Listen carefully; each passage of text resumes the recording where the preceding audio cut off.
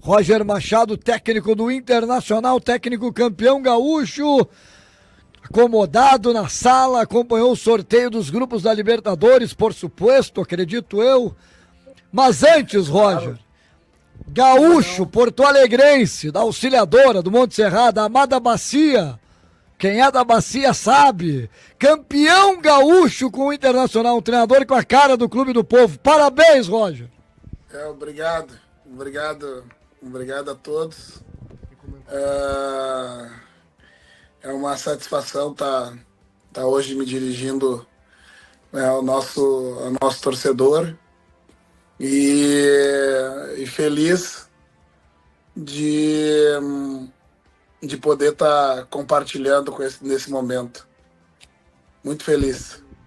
Pedro Pacheco, professor Roger Machado conosco, uma audiência impressionante aqui ao vivo no canal do Inter, nesta noite de segunda-feira. Não tem descanso, o homem já tá pensando em Libertadores, mas pelo amor de Deus, vamos curtir mais um pouquinho esse título maravilhoso, cara. Roger, prazer imenso falar contigo. E queria te agradecer, não só pela presença, mas por ontem. Tu falou muito bem na tua coletiva, tu sabe da importância desse título para nós, colorados e coloradas. Os dois aqui estão sem voz. E vai demorar para voltar a voz, mas é porque foi realmente um 16 de março que vai demorar para sair da nossa memória. E tá marcado nos nossos corações. E fazendo uma última pergunta antes de entrar realmente na Libertadores, repercutiu muito a tua entrevista recente para a revista Placar, né? Foi um material muito legal a tua entrevista para Placar. E ali tu falou, por exemplo, de toda a família ter dois lados do Rio Grande do Sul, mas que o teu lado vermelho, por exemplo, por vezes tu vinha aqui no Beira-Rio trabalhar, inclusive como ajudante na Copa, participar desses trabalhos. E ontem esse mesmo estádio onde tu já trabalhou ajudando a família, ovacionou o teu nome. Ontem, quando subiu ao palco, o canto de olê, olê, olê, Roger, Roger, ecoou por todo o estádio. E talvez alguns dos colorados e coloradas que tu atendeu no passado, quando trabalhou aqui no Beira-Rio, estavam ali cantando teu nome. E se não esses colorados e coloradas, os filhos, os sobrinhos, enfim. Como é que é o coração, Roger? Saber que esse estádio tão marcante pro futebol gaúcho, não só pro Internacional, que é o Beira-Rio, e onde tu já teve esse momento de estar no passado trabalhando, ajudando a família, ontem te aplaudiu de pé e te reverenciou por esse grande trabalho que tu tá fazendo. Então, obrigado pela pergunta, né? Até não tinha completado esse raciocínio inteiro, né? Como tu pontuou agora, né? Eu tô aqui na minha sala das minhas recordações, né? E ela conta a minha trajetória, né? E ver ontem ao final do jogo, né? A torcida comemorando um título, né, importante, né, depois de uma longa espera, né, e ao subir no palco da premiação, né, você ter seu nome ovacionado, né, por uma torcida, né, que eu tive durante a minha vida esportiva quase totalitária, né, como adversário, ver a torcida reverenciando, né, e agradecendo, né, esse título, conquistado, ouvindo meu nome alto sendo gritado, é muito lisonjeado e não tenha dúvida que a ancestralidade que eu falei, né, do lado vermelho e azul de que cada família tem, ela foi muito determinante para no momento que da decisão de aceitar o convite do Internacional, né? E eu pude falar na coletiva de imprensa, né, que essa ancestralidade, essas pessoas que foram muito importantes para mim, elas, sem dúvida nenhuma, elas estavam muito felizes naquele momento, né? E eu sei que o clube está preparando, né, uma série dessa nossa conquista, e deve aparecer em algum momento, né, algumas menções que eu faço justamente, né, dessas pessoas importantes da minha vida, né, que tinham uma ligação forte, né, com o Internacional. Roger, da tua chegada, né, no meio do ano passado, aquela grande arrancada no Campeonato Brasileiro, uma oscilada no final do campeonato, e o início forte neste ano. 12 jogos, 9 vitórias, 3 empates. Campeão invicto desde 1961. É apenas o 4º título invicto do Internacional. O quinto, me corrija aqui o Pedro. 72, 74 e 2 agora no século XXI. Esse é o 3º do século XXI. O 5º título invicto do Inter. Nesta trajetória, nestes meses, desde lá dos treinos do CT de Alvorada, onde é que tu começou a perceber a força desse grupo que chegaria, poucos meses depois, a ganhar um título tão importante com uma supremacia inquestionável ao longo da competição? Eu me lembro, inclusive, do nosso encontro lá em Alvorada, né? E para mim ele foi bem significativo, né? Naquela chegada no ambiente adaptado, né, do CT da base, em função de todos os problemas relacionados à enchente.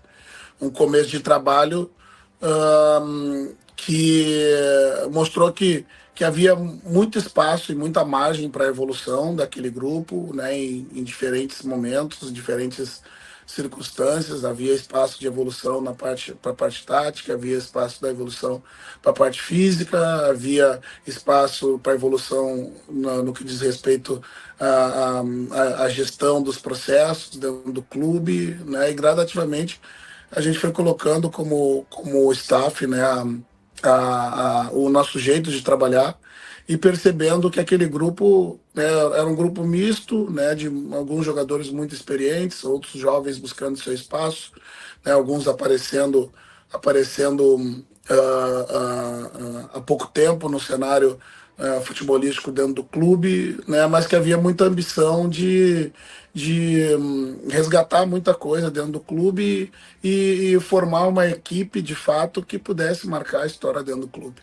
Né, os jogadores mais experientes, né, que já têm uma trajetória muito grande, né, auxiliando os mais jovens no que era necessário para a evolução deles. E, na verdade, né, o que foi preciso naquele momento foi conectar alguns pontos, resgatar algumas questões importantes, né, que eu falei ontem na coletiva de imprensa, dessa cumplicidade com o nosso torcedor, fazer o torcedor se motivar novamente a voltar ao estádio, mas ele só voltaria, né, se a gente representasse o que o torcedor entende como cultura do Internacional. Então é buscar entender, né, a cultura do clube para aplicar dentro do campo e acreditar que a evolução ia acontecer, né? Um início instável, né? Porque naturalmente os processos eles precisam ser incutidos na cabeça do jogador, não só na cabeça, no corpo do jogador, né? A ideia precisa ser comprada, né? Mas como esse grupo que eu trabalho é um grupo muito consciente, né, do que precisa para chegar em alto nível, né? Os treinamentos foram muito absorvidos rapidamente, né? E essa conexão com a arquibancada, ela voltando gradativamente, para mim foi um sinal de que a gente estava no caminho certo. Roger, tu falas muito em gestão de pessoas. Qual o segredo para manter um grupo de seres humanos, de homens, tão heterogêneos, tão unidos, tão fechados, em busca do mesmo objetivo durante tantos dias seguidos, trabalhando junto, treinando, uns jogando, outros ficando no banco? A reação, a participação dos jogadores que não estão dentro dos 11, os lesionados, os no banco, é impressionante, chama muito a atenção. Qual o segredo para transformar tantas pessoas heterogêneas num grupo tão coeso, tão forte e tão unido? Eu penso que o segredo, se há que exista um único elemento, né, que possa a gente justificar, é você respeitar todos com as suas diferenças, né? Entender que existem diferentes estágios, cada um está num estágio diferente da competição, numa idade diferente, com ambições diferentes. Ter justiça na aplicação dos critérios que você identifica através do mérito, né? Mas nunca deixar de olhar, né, como pro atleta como, antes de qualquer coisa, o ser humano, né? Que por vezes, né, se olha para o atleta como uma máquina, né, que não pode estar cansado porque recebe muito bem, não pode estar cansado porque o jogo tem 90 minutos só e tem muita gente que tem outras atividades que são muito mais extenuantes ou são menos remuneradas, né, que cada profissão tem as suas particularidades, né, mas que é preciso ter um olhar mais sistêmico, né, e um pouco mais humanizado, né, para o atleta, né, para que ele se sinta acolhido no lugar, né. Desde quando eu era jogador, né, eu questionava algumas questões envolvendo, por vezes, a cultura do tratamento para com a gente, né, imaginando que por recebermos bons salários, né, ou seja, excelentes salários, né, a minoria, bem verdade, nós, né, não precisávamos mais de nada, né. E eu sempre bati na tecla que, né, é preciso a gente ter um ambiente saudável, é preciso a gente ter um ambiente que acolha o atleta, né, que o receba bem, que o estimule a aprender, estimule a evoluir, que aí sim ele vai ter o que o torcedor sempre pede do atleta, que é a vestir a camisa, que é o amor pela camisa. Senão a gente vai estar tratando tudo na relação do dinheiro, né? E depois a gente não pode se queixar que o atleta troca de lado, né? O atleta vai por uma outra situação em função de uma oferta melhor, né? Eu penso que se a gente criar um ambiente saudável, acolhedor, né, que estimula o aprendizado e a competição interna, você vai ter esse atleta mobilizado em torno da cultura do clube, das cores do clube, da camisa do clube e almejando sempre mais, né? Então eu costumo dizer que a gente, nesse ambiente, a gente coopera, né? A gente coopera competindo, né? A gente compete, né? Que é uma forma de a gente juntos unidos num mesmo ideal, mas com uma competição interna saudável para ver quem vai estar entre os 11 iniciais. Professor, agora entrando mais no assunto realmente da Conmebol Libertadores, até estamos já num horário avançado da noite, agradecendo mais uma vez por nos atender todos os colorados e coloradas ligados.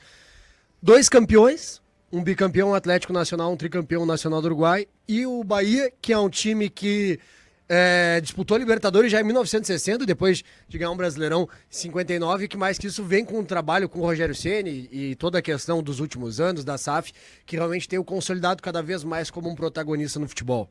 É claro que ninguém aqui vai esperar que o Roger Machado já tenha destrinchado esses adversários, mas daqui a pouco umas primeiras impressões, como é que tu recebe esse grupo do Internacional na Conmebol Libertadores, que é um grupo de nível alto, e no qual o Internacional não foge à regra, também chegando com um padrão de jogo muito alto, chegando muito forte por toda a sua história e momento. Um deles, né, ele tá na minha história, né? O Atlético Nacional foi o time de 1995, né? Então tem um registro emocional positivo, né? Eu conheço o caminho das pedras. O Bahia, né, um tradicional adversário local que com muito investimento recentemente, né, comandado pelo Rogério, né, de muito bons trabalhos e que faz equipes muito competitivas, né, que volta à competição continental com força, né, o Nacional de muita tradição, né. A gente tem aí no grupo, se eu não me engano, talvez acho que o Rocher e o Tino, né, que tenham jogado pelo Nacional, e o D'Alessandro também, né? Temos importantes referências para nos ajudar nessa construção, né? E, e também é uma competição extremamente, né, difícil, né? Os grupos vão se separando com as escolhas dos potes, né? E ficam equipes, né, que têm tradição na competição, né? Então não há facilidade, né? As logísticas elas são diferentes, né? Elas são mais complicadas, né? Porque o calendário é cheio, é meio de disputa em intervalos de campeonato brasileiro, né? Tudo isso joga um peso importante, né? Mas eu acho que, né, independente, né, das equipes que tenham estado junto com a gente nesse momento, né? É Libertadores, gente. é a competição mais atraente do continente e ela é muito gostosa de disputar. Muito gostosa mesmo. É que todo mundo gosta, né, Pedro Pacheco? E exatamente por ser que todo mundo gosta, professor, e a gente sabe que o torcedor colorado ele também tem uma relação muito especial com a Conmebol Libertadores. Tu falou há pouco da questão de reconexão que tu foi sentindo desde o ano passado entre time e torcida, campo e arquibancada. Libertadores, ela é uma obsessão, ao mesmo tempo que é um tiro curto. Grupo, 6 jogos, a margem de erro é mínima e 3 em casa. Como sempre, ao mesmo tempo, como nunca, dá pra gente dizer que o apoio do torcedor vai ser fundamental e desde já fica aquela convocação para que o Beira-Rio que a gente viu ontem, por exemplo, também exista contra o Nacional de Medellín, contra o Bahia, porque é um diferencial que num campeonato tão equilibrado de tantos times fortes vai ser muito importante da gente explorar. Ela como a competição como tamanho, né? Ela tem tamanho de torneio, né? Tiro curto, ela tem fase classificatória e depois as eliminatórias, ela congrega ali diferentes formatos de competições que a deixam, né, num formato atraente, né? Classificam-se, né, os melhores, depois tem os jogos eliminatórios, né, que vão afunilando cada vez mais, e aqueles que conseguem vantagens na classificação à frente dos seus grupos arrastam essas vantagens, né, para o restante da competição, né? Então vai ser um tiro curto, né? Não é um tiro de 100 metros, né? Então como um tiro de 100 metros tem que depositar energia total em todas as rodadas, né? E a energia do torcedor também, né? A energia do torcedor, né, ela tem que estar no mesmo nível que a competição prega, né, para que a gente consiga, de novo, ter essa sinergia, né, do campo para a arquibancada, né, que essa energia ela seja transformada, né, em impulso para dentro do campo e seja uma energia que a gente use no decorrer das partidas. Tem como mensurar, Roger Machado, o título de campeão gaúcho para a sequência da temporada, para alavancar o Internacional agora na próxima competição, que é o Campeonato Brasileiro, dia 29 de março. E logo em seguida começa a Libertadores na primeira semana de abril. Tem como mensurar a importância de ter sido campeão para alavancar o time nesses compromissos? E já emendo uma outra questão. Abril e maio serão jogos quarta e domingo. Exatamente, né? O abril e maio serão jogos, né, com datas muito apertadas, né? Então a gente tem que chegar lá num nível alto, competitivo e treinabilidade, né? Desculpa, qual foi a primeira parte da pergunta? Se tem como mensurar a importância do sim. título para alavancar o time nessas duas competições que se avizinham. Eu penso que o título veio para afastar algumas questões bem importantes, né? Que nos últimos anos, no Internacional, eles funcionaram como uma barreira, né? E para mim, uma das questões bem importantes é a energia que foi retirada da frente, né? Negativa, né? Com a conquista do título estadual dentro de casa, depois dessa longa fila, mas não só por isso, né, pelo fato de recentes eliminações dentro de casa, né, que fez com que muitas vezes a atmosfera fosse transferida dessa ansiedade para dentro do campo, né? Então a gente afastou isso da frente. Nós temos a certeza que o nosso estádio, com o nosso torcedor cheio, ele é uma arma contra o nosso adversário e não de alguma forma nos impeça, né, de superar as adversidades que aparecerão pela frente, né? E essa conquista, para mim, ela veio para pavimentar determinadas questões, e uma delas foi essa, né, do resgate dessa autoestima do nosso estádio, né, que vai nos garantir a energia para passar pelas adversidades que nós vamos encontrar, né? E sem dúvida nenhuma também pavimentar, né, o trabalho que vai fazer isso, acho que 8 meses, né, com uma conquista que sem dúvida nenhuma vai servir de base para outras importantes. Para fechar de minha parte, professor, acho que tem um detalhe muito interessante. Hernani perguntou há pouco sobre a questão de gestão de grupo. A gente tem pela frente também uma data FIFA que vai ser sucedida, como diria Muricy Ramalho, por jogos quarta e domingo. E alguns jogadores foram contratados pelo Inter depois do fechamento da janela. Pensando, janela de inscrições para o Gauchão, pensando nesse momento da temporada, de novo, aquela agenda de início ali do Gauchão, que era jogos a cada 3 dias, e no nível de exigência, a importância de saber que Oscar Romero, Juninho, o Diego Rosa vão ficando à disposição. Tem jogadores que estão no departamento médico, cada um com seu prazo de recuperação, mas que também podem daqui a pouco voltar a incorporar o elenco. Vai ser uma data FIFA, eu tenho certeza, muito importante para preparar esse grupo e fazer com que ele esteja o mais forte possível para a sequência não só de Libertadores, mas também do Brasileiro. Sem dúvida, né? Principalmente aqueles que estão chegando entenderem mais rapidamente o modelo, né? Chegou o jogador da defesa, que precisa entender como é que são os nossos comportamentos defensivos, né?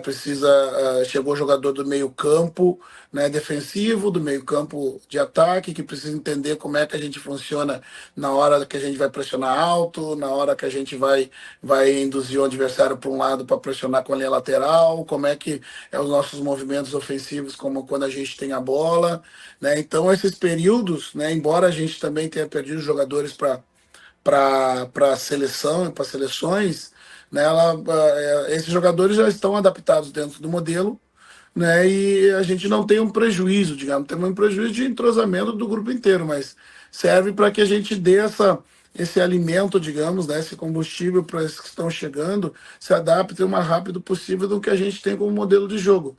Né, e ter tido eu penso que a nossa organização das contratações, elas foram, né, muito bem calculadas, né, porque na infelicidade da gente ter ausência de jogadores lesionados, né, por diferentes motivos, a gente sempre tinha uma reposição à mão, né, para lançar e que correspondeu bem, né, e agora a gente pode, escrevendo esses jogadores que não puderam estar na lista do campeonato estadual, encorpar definitivamente o grupo, né? Porque vai ser um ano longo, um ano com muitos jogos, e diferente lá da minha década de 90, lá do meu período, você, né, você jogava muito, né? Mas se precisava, né, os campeonatos eram mais curtos, né? Você não precisava um grupo, né, com 30 jogadores, né, com um nível muito parecido com a qualidade, né? Você tinha 14, 15 jogadores, né, que iam se revezando, né, com alguns jovens